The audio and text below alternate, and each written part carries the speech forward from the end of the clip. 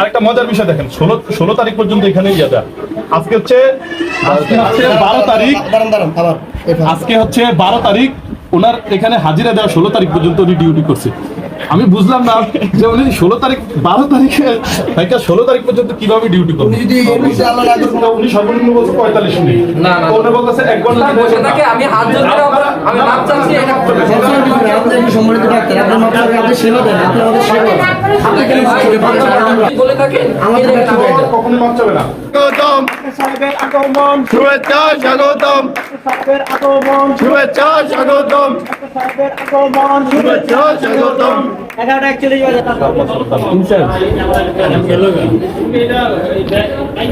আপনি বললেন ছুটি দেয় যে এগুলো তো আপনার ডিউটি, আমার ছুটি মানে হয়ে গেছে। উনি বলছে উনি আছে ছুটিতে, এই কয়দিন ছুটি বলছিলেন, 3 দিনের ছুটিতে। এই যে দেখেন ওনার ছুটি, এই যে উনি ডিউটি দেয়া। না না ডিউটি 3 দিন ছুটি, আমার কথা বলছে টাকা একজন দিয়েছে, এখন কলম দিয়ে কেন একজনের জায়গা আরেকজন কেটে নিতে পারবে, বুঝছেন? এটা ঝামেলা হইলে পরে কেটে নিতে পারবে। ঝামেলা হলে না আপনি প্রেসার কিট করবেন, উনি কেটে নিতে পারবে। ওরে বাবা, আপনার ছিল না, আপনি প্রেসার কিট করেন, পরে ফোন দিয়ে চলে আসে কলম দিয়ে পাশ হবে, তাহলে এটা লেখার দরকার, আপনার এটা তো খালি থাকবে।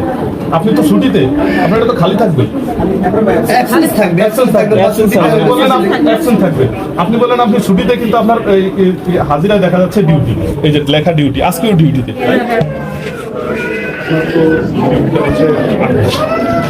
আমি আসছি তো রোগী দেখে সাইন করতে গেছি, তার সাথে কথা রোগী দেখে সাইন করতে গেছি, কতক্ষণ লাগে সাইন করতে? কিছু সময় লাগে না। আমি তো আমি পেশেন্টকে বলতে 1.5 ঘন্টা যে আপনি কি না ভাই, বাইরে দাঁড়ান, যেহেতু আপনি বাইরে ছিলেন, বাইরে দাঁড়িয়ে কথা বলুন। প্রশ্ন আমি কেন কষাখানা করে বসে আছেন বলে? 8টা থেকে কয়টা পর্যন্ত ডিউটি আপনার? আড়াইটা আমি থাকি ভাই। 2:30, তাহলে 8টা থেকে 2:30টার মধ্যে আপনি ডিউটি করেন কয় ঘন্টা? এই যে এই যে পেশেন্টগুলো বসে আছে, এই যে পেশেন্টরা বলতেছে আমাদের হ্যাঁ আপনার পেশেন্ট, আপনারই পেশেন্ট, আপনারই পেশেন্ট। বড়নদী হাসপাতালে মানে আপনারা চিকিৎসা সেবা কেমন পান সেটা একটু বলেন। ওই আসছে এই কষ্ট পাইতে আছে। কতক্ষণ ধরে আসছেন আপনি? 1 ঘন্টার উপর হয়ে গেছে, আর তাও টিকিট লাম্বার সিরিয়াল, ওই যে মহিলা দাঁড়িয়ে আছে, তারপর টিকিটের বাকি অনেক মহিলা, মানুষের রোগীর অভাব নাই, কিন্তু ভোগান্তর কোনো শেষ নেই। এখন এখানে আপনি দেখতে পাচ্ছেন এখানে একজন ডেন্টাল ডাক্তার থাকার কথা, আমরা ওনাকে এসে পাই নাই। ওই পাশে আমরা আরেকটা রুমে গেছি, ওইখানেও এখানে ডাক্তার নাই। মোটামুটি বলা যাচ্ছে যে এটা একটা কোন রকম আনুষ্ঠানিকতা রাইখা ওনারা ডায়াগনস্টিকে চলে যাচ্ছে।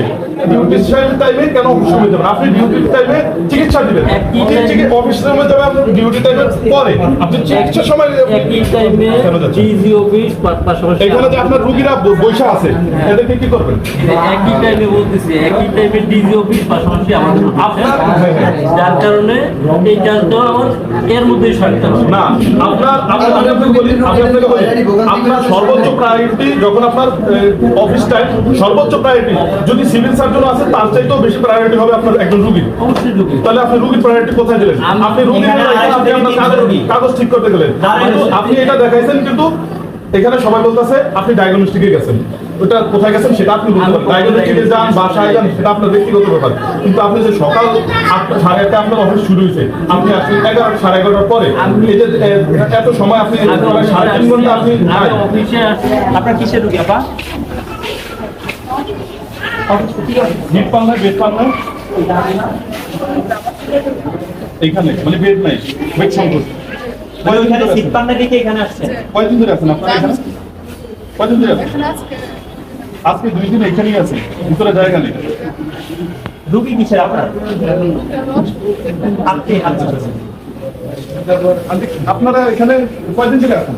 এই 16 আর 4 দিন এখানেই আছেন, মানে ভিতরে কোনো সিট নেই, ভিতরে কোনো জায়গা নেই। স্বাস্থ্য উপদেষ্টা যখন আমরা সচিবালয়ে গিয়েছিলাম তখন বলছিল ভোলাতে পর্যাপ্ত চিকিৎসা সেবার ব্যবস্থা আছে, পর্যাপ্ত রোগী দেখার ব্যবস্থা আছে। আপনারা একটু দেখেন, উনি 4 দিন হচ্ছে এই ফ্লোরে শুয়ে আছে, উনি 2 দিন, আপনারা কয়দিন? উনিও 4 দিন। এখানে সবাই 3 দিন 4 দিন করে এই ফ্লোরে বসে আছে, মেঝেতে বসে আছে, কেউ সিঁড়ি করে বসে আছে। এইভাবে চলছে ভোলার চিকিৎসা সেবা। স্বাস্থ্য হচ্ছে আপনার মৌলিক অধিকার। এইভাবে মৌলিক অধিকার নেয়, আপনি কয়দিন ধরে আছেন এখানে? আপনি তো পাড়ায় বাইরে পাড়ায় 900 টাকা, এখানে চিকিৎসা নেই।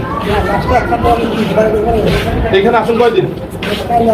কাল 2 দিন আছে, ঠিক আছে। আপনি রাষ্ট্রে ভ্যাট দিবেন, ট্যাক্স দিবেন, আর এইভাবে মেঝেতে শুয়ে চিকিৎসা দিবেন, ঠিক আছে না? এটা হলো আমাদের রাষ্ট্র। আজকে আমরা বর্ণদিন উপজেলা স্বাস্থ্য কমপ্লেক্সে এসেছি। এখানে দেখেন 50 শয্যা বিশিষ্ট হসপিটাল, এটা 50 শয্যা বিশিষ্ট হসপিটালের অবস্থা। এখানে পানি চোখা ভরে আছে, এখানে ময়লা আবর্জনা করে আছে। এই হচ্ছে বর্ণদিন স্বাস্থ্য কমপ্লেক্সের যেই চিকিৎসা সেবা, এই চিকিৎসা সেবার মান। ভোলাতে যতগুলো স্বাস্থ্য কমপ্লেক্স আছে 50 শয্যা 250 শয্যা, প্রত্যেকটারই অব্যবস্থাপনা সবচেয়ে বেশি। আর এই অব্যবস্থাপনা এরকম করে বসাইছে যে এই অব্যবস্থাপনার কারণে এখানে কোনো রোগী স্বাভাবিকভাবে এখানে আসতে চায় না। যারা একেবারে হতদরিদ্র এরা এখানে আসে, আসার পরও এরা কোনো সঠিক চিকিৎসা এই হাসপাতালগুলোতে পায় না। এই জিনিসটা দেখেই দেখা যাচ্ছে এটা মনে হয় 1-1.5 মাস 2 মাসের মধ্যে কোনো ব্যাপার হয় না। বেসিনটার অবস্থা একটু দেখেন। এই জিনিসগুলো এখানে থাকবে কেন? এই জিনিসগুলো এখানে থাকবে করে, এটা জায়গা আছে না, এটা থেকে জীবাণু ছড়াইতে পারে না, তাহলে এটা এখানে কেন? আপনি দেখেন সবগুলো আমরা মাকড়সার বাসা পড়ে আছে। এগুলো হচ্ছে এখানে দেখার জিনিস, মাকড়সার বাসা পড়ে আছে, যে মাকড়সার বাসা পড়ে আছে।